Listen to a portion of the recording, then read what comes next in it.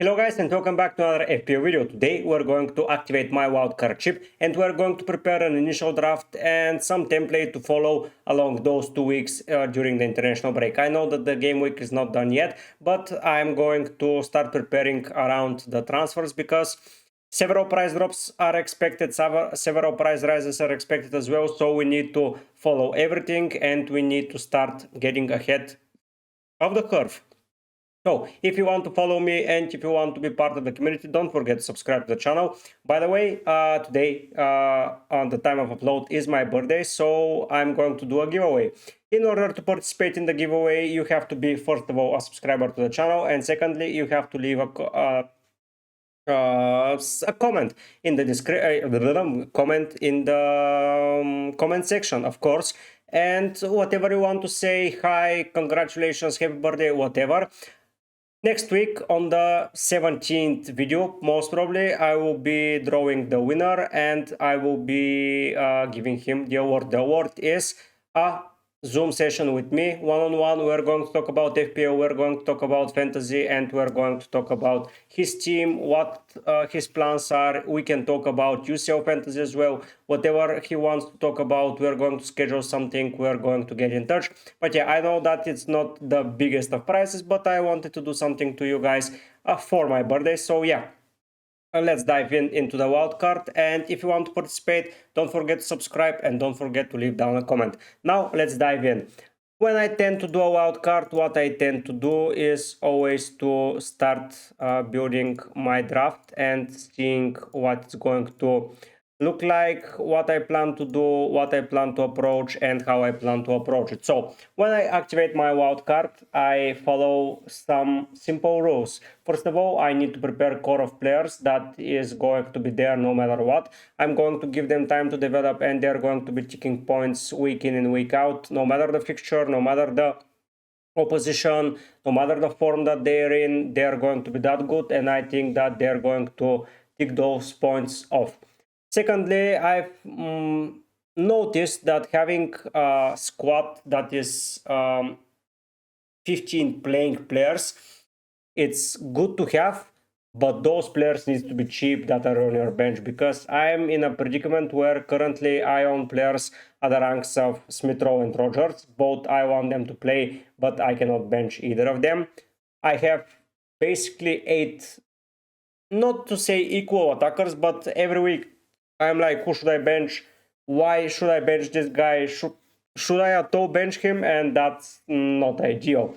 In defensive department, once again, I have expensive defenders that I need to play every week, and that's costing me massively because I'm missing points on my bench, and I just don't feel confident going forward to have that for structure. So I'm going to focus on a cheap midfielder, a cheap defender, that's going to be 4.0 or below, and we're going to focus on some rotating 4.5 options that are going to gel well with the more expensive and premium ones, and we're going to build just one overall great squad. Now, first of all, we are starting with the core of the team, and there are several players that are going to be the so-called core. I'm not going to commit to the full draft now because I want to catch up some price rises and want to do several things, but I'm going to just showcase to you how this lineup is going to look. Then I'm going to reset the squad, and then I'm going to follow the price changes that are predicted. I'm going to lock in the squad, and I'm going to follow those price changes.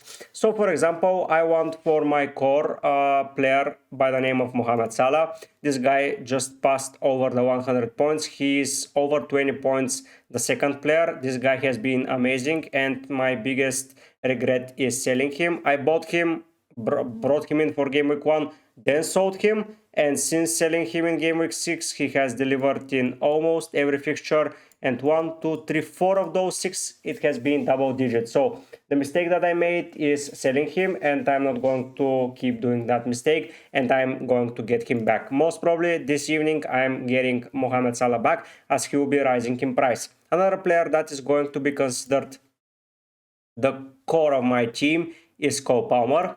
Cole Palmer has pretty good fixture run: Leicester, Villa, Southampton, Spurs, Brentford, Everton, Ipswich, Palace, Bournemouth, Wolves, even City now. Probably Fulham is the best defense that they're going to face. until game week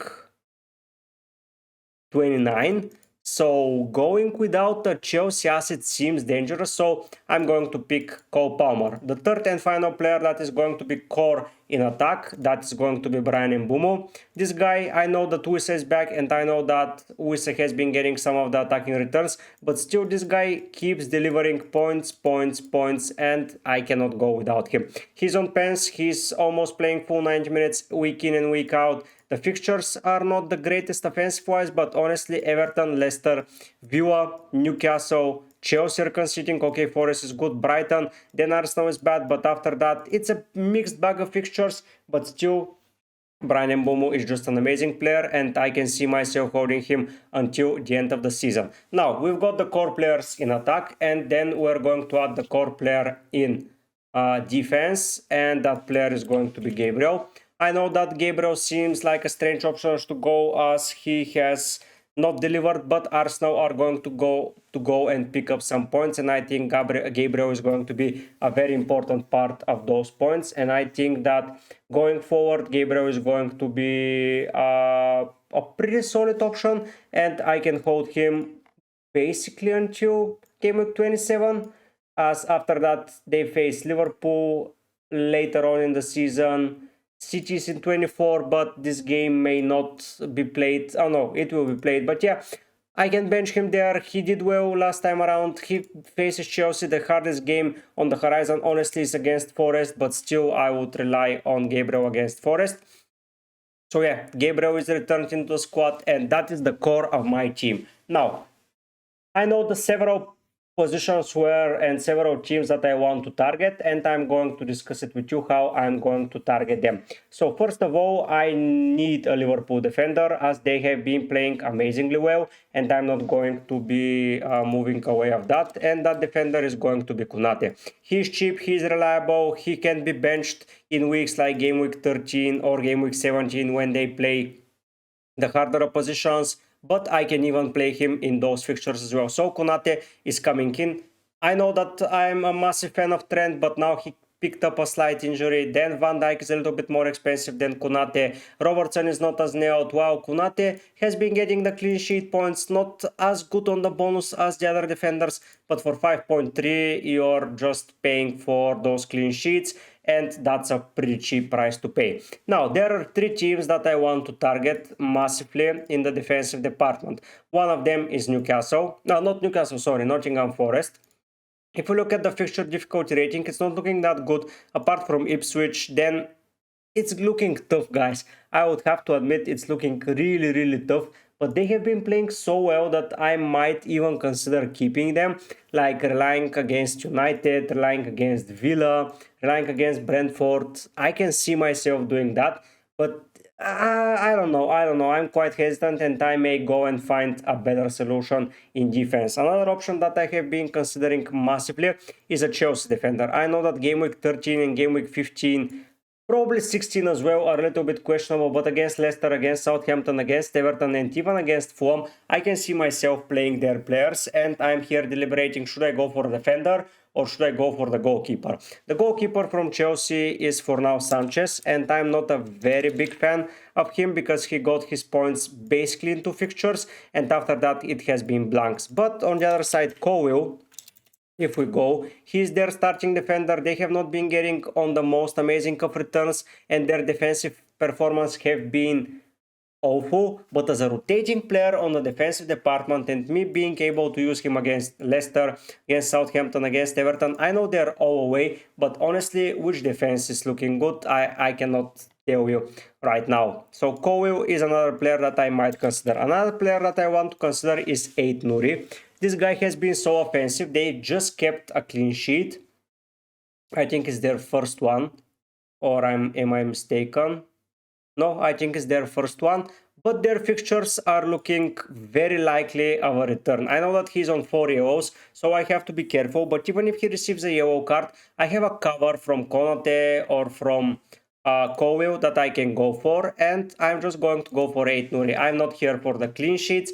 I know that I'm probably late to the party, but still I expect some goals from him. Maybe Cowell is not the best option, as if Konate needs to play against City, it might be troublesome. And if 8 Nuri is just suspended for 13, I would then have to play Cowell against Aston Villa as well, which is not ideal. So looking at the fixture difficulty rating, Bournemouth is a team which I'm pretty interested to invest into their defense. Brighton, as mentioned, is another team that I'm looking forward to go for. And looking at the Brighton and how they are playing as a team, and let's go and check Brighton. Honestly, their defense have been okayish, nothing too amazing.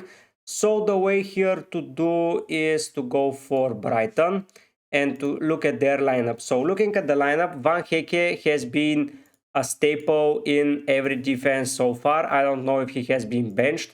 Oh no, sorry, what did I click? Let's see the lineups because I'm not too familiar with the Brighton, but yeah, Van Hecke is here. Van Hecke is here. I want to see a lineup with Dunk. Van Hecke is still here. Now Van Hecke is not here, but is he out? No, he was benched. So I'm a little bit questioning how should I target those fixtures, and I think the best way is to get their Burger King goalkeeper and just rely on him. I know that his performances are not much better compared to the Sanchez performances, but I think with the fixtures Bournemouth, Southampton, Fulham, Leicester, Palace, West Ham, I think he can get into great chances. So the question is, should I go for Sanchez or Verburgen? For now, I'm going to go for Verburgen, and I think I will be more than okay. Looking at the Gameweek 13 fixture, where I might be in a predicament where Wolves player is suspended and I don't want to play Konate. I think a player from Ipswich might be an option, but going for an Ipswich player, it doesn't suit me. United player might be an option. Here I might go for Mazraoui. Mazraoui is not going to be a bad shout out, as then in 15 he can cover as well. And then in 17 he can cover, so he is not a bad option. Newcastle defender is not a bad option. Me going, for example, for Lewis Hall, I think that might be a move. I know that it might seem riskier than expected, but he has been an ever-present part of the squad, and if they keep improving defensively, I think he is going to be an ideal addition to the team. It might be dangerous, it might be tricky, but he has Forest, West Ham, Palace, Liverpool in 14 is a hard avoid, but then I will have players playing from other teams. In 15 I would be honestly avoiding. I will just put Lewis Hall in for now, and we're going to see how it goes. But yeah, Hall, 8 Nuri and Konate rotating, the three of them, I think we can have some good performances left, right and center. Here we're going to finish with a keeper of the ranks of Fabianski. I need a playing keeper. I don't know if he's going to keep playing, but yeah, they have an okay fixture run, so Fabianski might be getting in goal. Now we're done with the keeper, then we're going to go for a 4.0 defender, and I want to see defenders. 4.0, Bednarek is not looking likely to feature soon, but from Christmas onward he can be an option. Okoli, I don't think so, honestly. Daroshay, maybe. Is he ever present in the Ipswich squad? Where does he play? I'm not too familiar with Ipswich as well. Sorry to take you into that row of a coaster, guys. He plays as center back. Here he's there. I want to see a game with Greaves. Yeah, Daroshay is here. So I think Daroshay is going to be the move for now. Yeah, let's go for Daroshay. If something happens, I can rely against Palace only. But yeah, not too bad. I have it as an option here. So I now have 36 million to finalize my offensive line, which is not a lot, but it's not too less. So with the way the season has been going, I think that I need to focus on the offensive line and being the forward line, because they have been returning massively, and we have several players that I need to discuss here. So we're going to the forward line, and I think that Cunha is a good player to get. He has been involved in a lot of situations, and he has that run of fixtures, and I think that he's going to grow more and more into his role, so I think that he must be in the lineup. Another player that I'm heavily considering, unless he gets a 50 yellow card against Arsenal, it's going to be Nicholas Jackson. I know that he's soon to be suspended. If that happens, I don't know how to proceed with him, but I cannot keep avoiding him just because he might be suspended at some point. I think that he's soon to be suspended, so let's be cautious and pick some other players. Going into further investigation, Bournemouth is looking likely as a team to target, but honestly, I might just go for a player of the ranks of Danny Welbeck. Southampton, Leicester, Palace, West Ham, Brentford. I know that there has been a specific João Pedro that just returned from injury, got the 3 bonus, 11 points for 25 playing minutes, and he has played well against United and Arsenal, and I think that he can continue playing well, so I might consider João Pedro into my front line. So we now have 24 million to finalize the squad. Going into it, I need to pick a player for the likes of a midfielder. That is going to be 4.5-ish, and it's not going to get in the way, and that is going to be Harry Winks because he has been playing into the lineup, and I think that he can do the job. Somewhere else, Suave is an option, but I'm not going to lock up Chelsea spots. Heroic Bonam, if he is back, is an option, and Nwaneri might be an option pretty soon, but if with Odegaard back, I don't think so. Wongu, when did he play? At the start only. Okay, so I'm going to go for Harry Winks just to not fill the budget. So I have 20 millions to finalize the squad, so I can go basically to anyone, and that makes me feel comfortable, saying the least, because moving into the midfielders row, I want to bring in a special player by the likes of Saka. I just want to get the 4 best performing midfielders and rely on them and just keep relying. I think that's going to be the move, and that leaves me with 10 million in the bank, and those 10 million, I don't know how to proceed with them, but it feels good to have 10 million, so I can have several options. First of all, I'm looking to probably go to a player of the ranks of Isaac.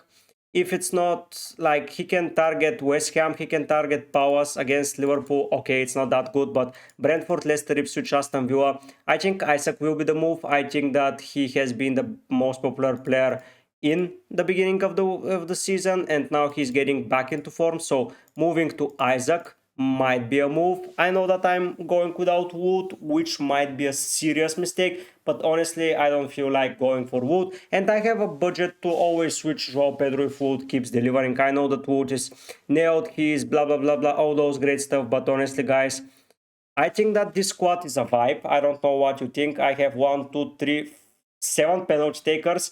I have a lot of good defenders. I can always rotate defenders around, but yeah, I feel pretty confident going. So let's put it in the FPL team and let's see how the team looks for the upcoming fixture. So Verburger King here, Gabriel is here, so I'm putting in Konate, and the last defender, let's say, is 8 Nuri. Here Garnacho, I want a United player, but yeah, those players, Winks, Saka, Isaac, João Pedro and Cunha, are going to be the rotatable players where I'm going to chase upside with fixtures, target them left, right, center, while the other 3 guys are going to be nailed and are going to be delivering points week in and week out. But yeah, I honestly like that draft a lot. So Salah is here. Here we go for Palmer. Sadly, there is no spot for a Villa player, but currently I'm not a very big fan of them. They can improve for sure, but for now I'm going to steer clear, as that is not my intention to dive into their team. I know that the likes of Robinson, Aina, they're good, they're okay, not good, okay defensively. Wolves they face, then Spurs, then it's Brighton, then it's Arsenal, Liverpool. I own players from all of those teams except Spurs, so I'll be expecting returns, so I'm not going to target those players currently. Yeah, I lost this. Then here it was Hull. Hull is questionable, but we can go there and discuss O'Shea, Dara, O'Shea. How to find O'Shea here without... Let's go down. O'Shea, okay, he's here.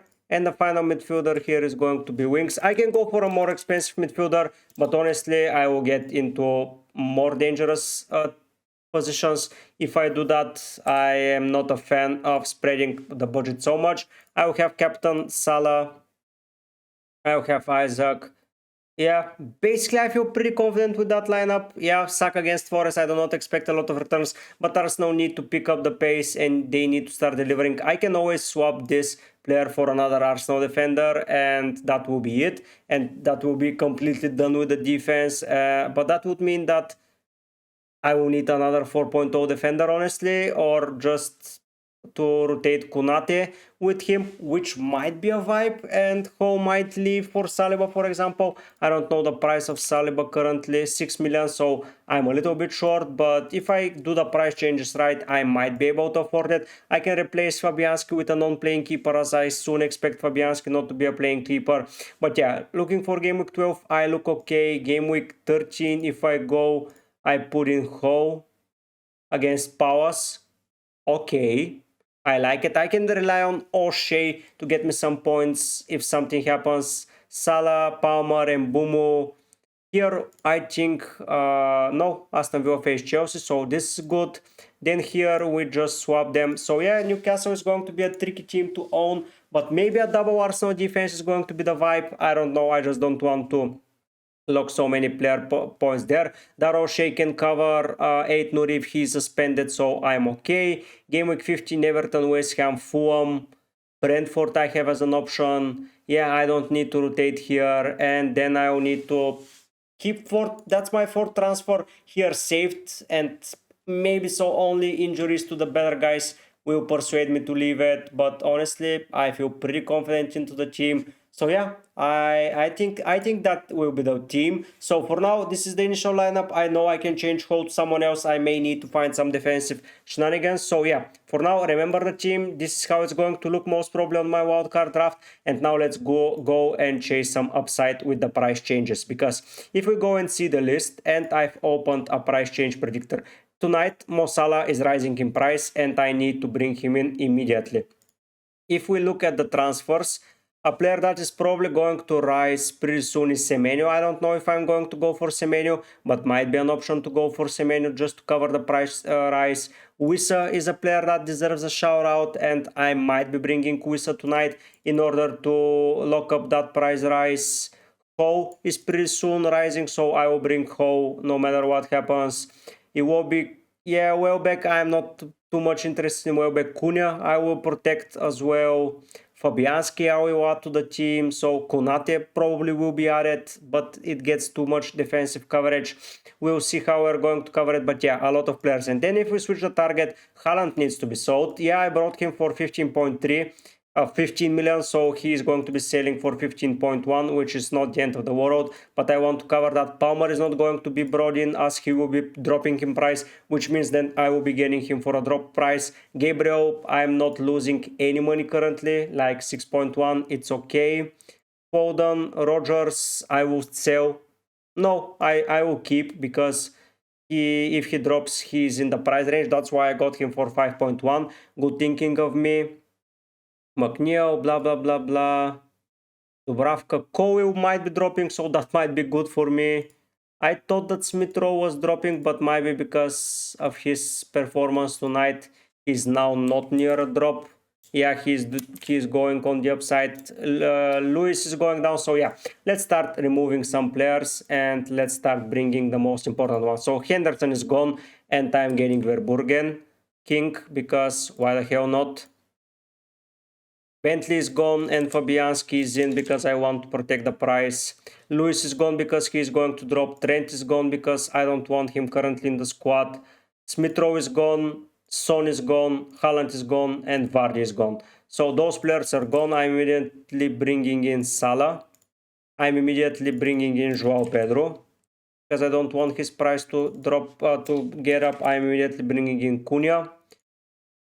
From the defensive department, who was going to rise? So Wissa Swanke I cannot protect. Johnson, Mazraoui, Lewis Ho I'm bringing in because I might want him.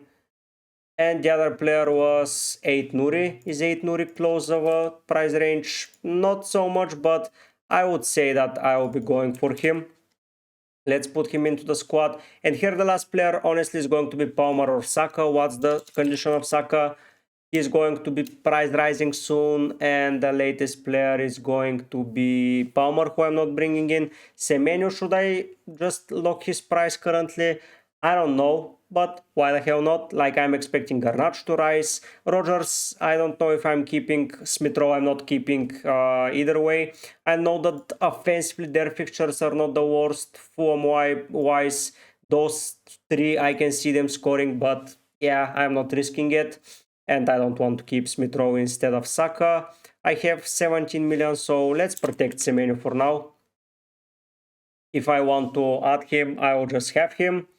So yeah, Wood is staying for now. Cunha, João Pedro, Salah, Gabriel is staying because yeah, there is no point of taking him out for now. Like, if he's going to drop to 6 million, I'm going to take him out, but for now, no need. Konate, should I protect Konate, honestly? Like, he's closer than 8 Nuri. Maybe I should protect him, but if Gabriel drops in price only. For now, no. I don't think it's worth it, because if Gabriel stays that price, I'm going to be screwed by 0.1. So yeah, I've sold Luis, who is getting money, and Trent, who might drop soon because of the injury. So yeah, that's the plan. Should I protect Konate? That's the question. Do I care so much about Luis Hall? Depends what he's... Yeah, he's going to rise. Konate probably not rising tonight, so I can survive without Konate. If Gabriel drops tomorrow, I'm bringing in Konate, because why the hell not? Just to protect him. But yeah, for now, this is it. I'm keeping the protected players and I'm cashing out some money. And I would see if Saka performs well tomorrow, but 77, yeah. Solanke, Wissa Johnson, no, I'm not going for any of them. Virgil, the Watt, no, not interested in those players. Maybe the Watt can be a shout out, but honestly, with that fixture run, Arsenal in 14, yeah, I can go for the Watt. Depends on Amorim, depends on Mazraoui. So the Watt is going to be 5.1. Should I jump early on the low? But who am I playing against? I want to play it, Nuri. Then if he's suspended, I have 3 players to cover. I have options, but should I protect him? But I have money in the bank. Why should I protect him so much? Because why should I lose money? It's tough. But I would most probably prefer more to have... yeah, okay, let's protect him. For now. I know that I'm most probably not going to go for him, as he has not been getting into the good points and he has missed some sitters. But under Amorim, you never know what's going to happen with the team, and no, I will bring him later on if that's the case. So for now, it's 8 Nuri. No, it's the Wo. He's rising tonight, so let's see if the Wo is a good option. Let's see how United play. So yeah, I think that is the move, and I think I am doing it. Make transfers. Nope. Activate wildcard. I am activating the wildcard. Here it is. Yes. Make transfers. Walks in your wildcard. The transfers will be in 13 days locked. Confirm transfers and play wildcard. It has been done, guys. The wildcard has been activated. Yeah, I'm keeping some players in for now, but I'm going to chase some upside. I think that João Pedro may provide to me some upside. I don't know yet. It's not been the best of weeks so far for me, but who cares? It's just a game, and I'm going to fight back, and I'm going to rebound, and I'm going to showcase to you that even if you're down, you can get up and you can fight. Once again, if you want to participate in the giveaway, subscribe and comment down, and I'll be drawing the winner around 17th of November. Join the Discord, join the mini league, and I hope to see you soon or more videos. And for now, guys, I'll be heading out. Bye!